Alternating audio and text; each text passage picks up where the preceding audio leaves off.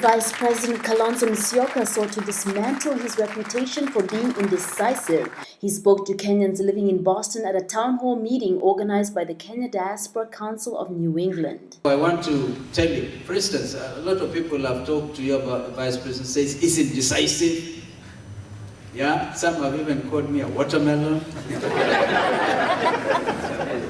Even when I stood so firm to get a new constitution in place. But Njoroge Kabutu's advice to the VP is to ignore the rhetoric and present himself as a strong leader with clear views. He needs to lead.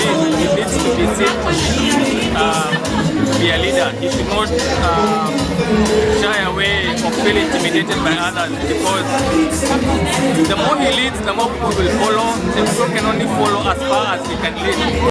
Mercy Minor says the idea behind town hall meetings is to avoid tribal voting and instead gives Kenyans living in the diaspora the opportunity to meet and question presidential candidates. How else can we hear in the diaspora vote them for someone not based on their tribe or their party but based on issues, right? So that's how the idea of how can we have a conversation with these leaders, and then from having a conversation with our leaders and our presidential candidates, then from there you can decide to vote not based on tribe or anything like that.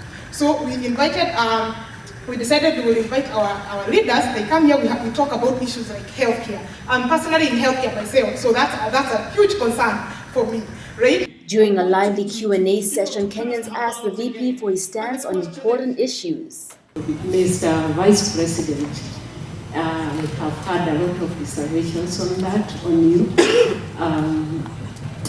I knew you as a Christian when I was in the university, and you graduated a few years ahead of me.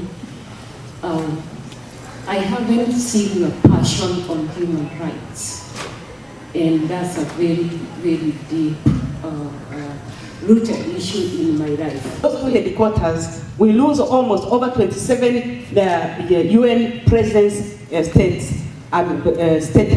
So I would like to appeal to us. We send all anybody who is networking, pushing. It's a very, very important thing. Thank you very much, Your Excellency. I agree with you. We need to look at this matter with passion, because if we lost UNEP, then it is actually the whole of the third world that would have lost. It is the only UN headquarters outside, as I said, of the first world. It was really productive. He was able to enlighten us on a few things that we didn't know about, and I think it was a good meeting, and we should have more Kenyans coming out with things like this so that they can air out their issues. Honorable Raphael Tuju is next on the list of presidential hopefuls to address the diaspora. He's expected in Boston on June 18th. For Samrak.com, I'm Mombi Michelle Kimani.